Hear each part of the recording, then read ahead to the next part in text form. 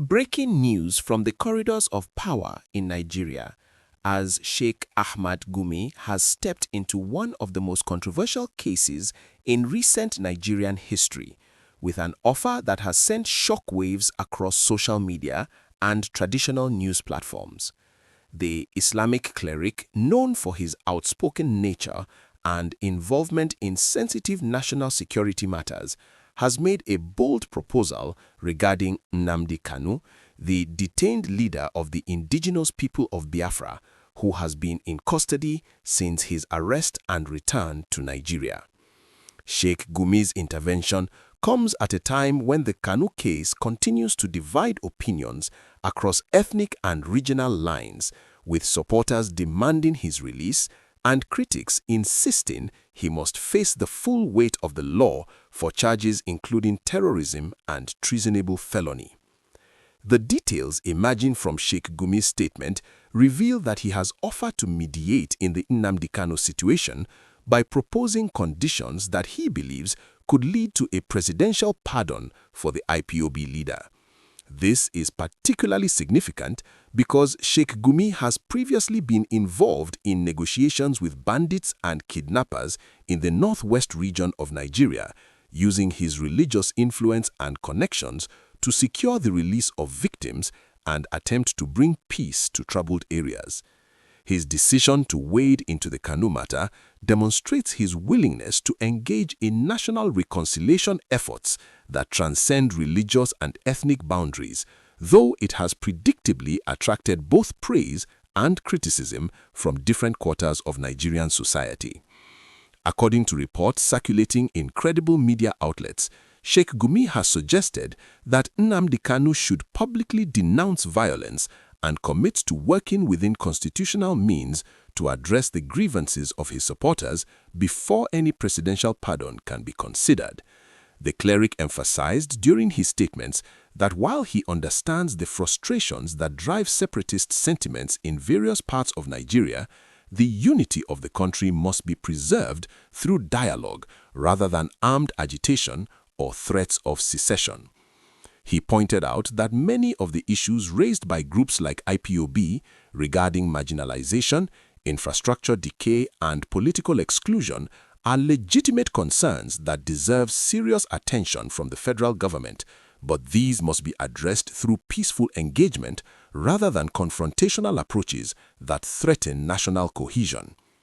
The timing of Sheikh Gumi's intervention is particularly interesting because it comes several months after various groups, including some southeastern governors, traditional rulers, and civil society organizations, have called for a political solution to the Kanu matter rather than a purely legal one.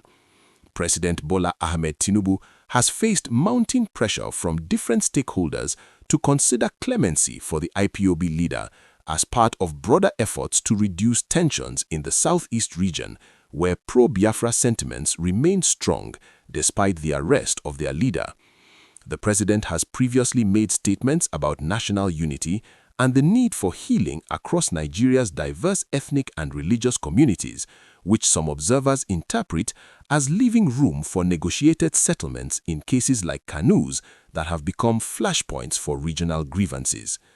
Sheikh Gumi's offer includes a framework where he would personally facilitate discussions between Nnamdi Kanu, federal government officials, and southeastern leaders to chart a path forward that addresses both security concerns and the underlying issues that fuel separatist movements. The cleric has proposed that if Kanu agrees to certain conditions, including renouncing violence, calling off the Monday sitting-at-home protests that have crippled the economic activity in the southeast, and committing to pursuing Igbo interests through legal political channels, then the government should reciprocate by granting him a pardon and releasing him from detention. This approach mirrors some of the methods Gumi has employed in his controversial engagements with armed groups in northern Nigeria, where he has often advocated for amnesty programs as a way to end cycles of violence.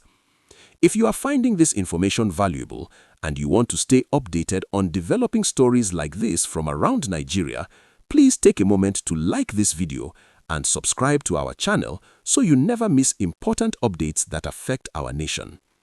The reaction to Gumi's proposal has been mixed across Nigeria's complex political landscape. Some commentators have welcomed it as a pragmatic attempt to resolve a situation that has festered for years and continues to generate tension between the southeast region and the federal government. They argue that keeping Nnamdi Kanu in detention has not diminished support for IPOB or stopped the economic disruption caused by enforcement of sitting-at-home orders, suggesting that a political solution might be more effective than continued legal proceedings.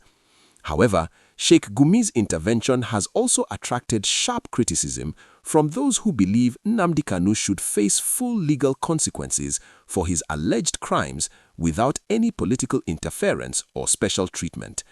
Critics argue that granting a pardon to someone facing serious charges would set a dangerous precedent and could embolden other groups who might see violence and secessionist rhetoric as viable strategies for achieving political objectives. The broader context includes the deteriorating security situation across multiple regions of Nigeria and growing calls for national dialogue to address deep-seated grievances that manifest in various forms of violence and separatist agitation. The Southeast has experienced numerous attacks attributed to unknown gunmen, with security forces and government facilities being targeted in incidents that some link to IPOB, though the group often denies responsibility. The Monday sitting-at-home protests that began as voluntary shows of solidarity with Kanu have evolved into enforced shutdowns that damage the regional economy and trap residents between fear of violence and pressure from authorities. Business owners in major cities like Aba, Onitsha, and Enugu have reported significant losses due to these disruptions. What do you think about Sheikh Gumi's proposal? Should President Tinubu consider granting a presidential pardon to Nnamdi Kanu if he meets certain conditions, or should the legal process continue without political interference? Share your thoughts in the comments below, and do not forget to subscribe for more updates on this developing story.